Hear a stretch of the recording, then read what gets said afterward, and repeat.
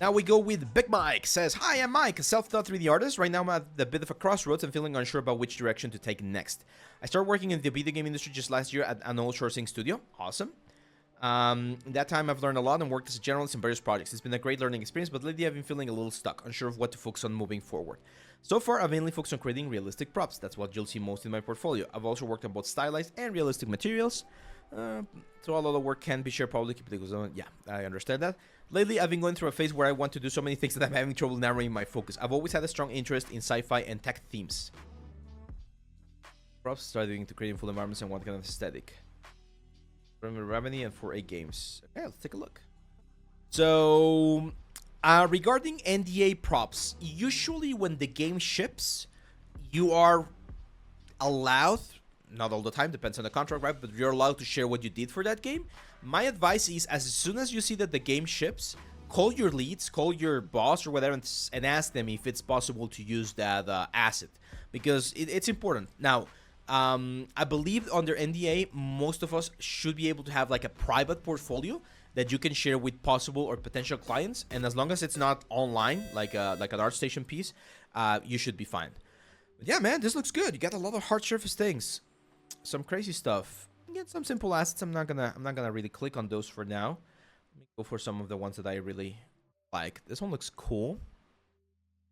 Brush asset. Look at that. Nice optimization. Nice textures. Oh, yeah, I mean, this looks crazy because of the amount of like UV islands, but this is fine. Like, you're using every single pixel on your map, man. This is great. Hard surface tends to do this. This is very, very common with hard surface, where every single like nook and cranny in your 3D map is being utilized. So perfectly fine. It's always like crazy to see these maps, right? Yeah, great bakes.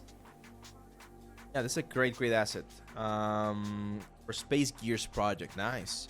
And look at this is what I mentioned, right? Like, he did a very simple environment, but it's an environment that gives us a nice idea of how this thing could be incorporated into a scene inside of a game. So that's great, Mike.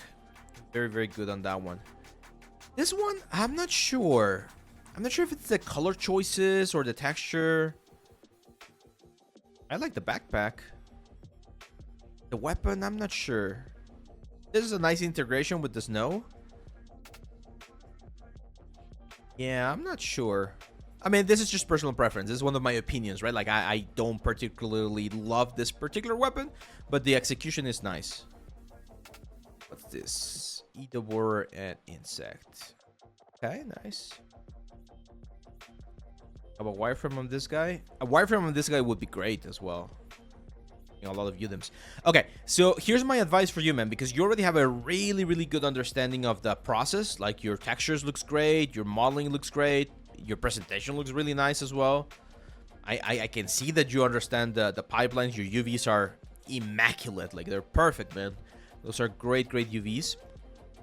Yeah, you got some really, really good skills for props. So regarding your question about should you move this into more like environment stuff, I would say you should, and that's sort of like a very natural progression that a lot of people do, where they start with props and then they're like, I can do bigger props.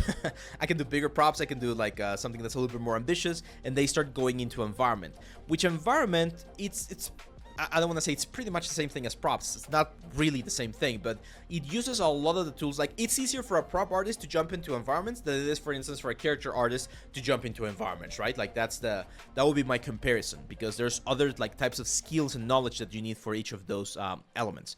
So if you want to start doing more like environment set pieces and things like that, like someone is mentioning here, back at draw, a big mech, exactly, like a huge rover or something similar to those things, that would be great. Like, I would strongly recommend.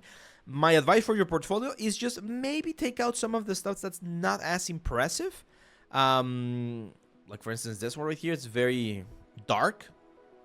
Like, I understand you were doing some sort of like fluid simulation or something, but I'm not sure. I like, that one looks a little bit weird or a little bit out of place. Even this one, like, this one is fine.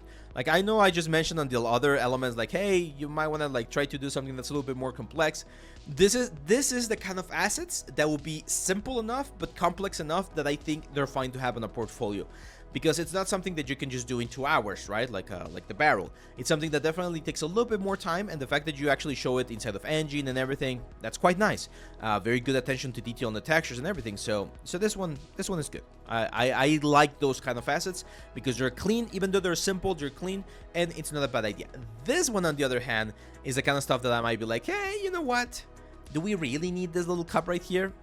I don't think so, right? It's such a simple thing that I don't think it's the best option for your portfolio. Let's see, we got a couple of questions here. Jazz0545 says, hey, I discovered your channel a few months ago and just want to say thank you for the awesome content you put out. It really helped me understand 3D a lot better. Keep it up, and thanks for everything. Thank you, my friend. Thank you. It's thanks to your support, guys. It's thanks to you guys watching the shorts, watching the videos, and being part of this amazing community. Do environments artists model and texture every single model, like cliffs and buildings, or are these things? Some of them are purchased, like a lot of people, a lot of games nowadays, like even Monster Hunter Wilds. Right, I've been playing quite a bit this week. It's the new event that they're showcasing. So a lot of the environments from Monster Hunter Wilds are done with the Quixel things, right? Like mega scans. So a lot of the rocks and things like that, especially when people want to go for really realistic things, they use this kind of elements for the population, and with nanite or technologies like that, it's fine. But there's a lot of stuff that you're gonna have to do, right? Like you're not gonna be able to get like this whole temple for free, right? And as I always mention, if you're gonna be using assets, you need to make sure that you get your skill level as close as possible to the asset level, because that's what you're gonna be judged against, right? Like people are gonna see the Quixel asset, and then you're gonna see your asset, and if they're not on the same sort of like quality bar, we're gonna have some issues.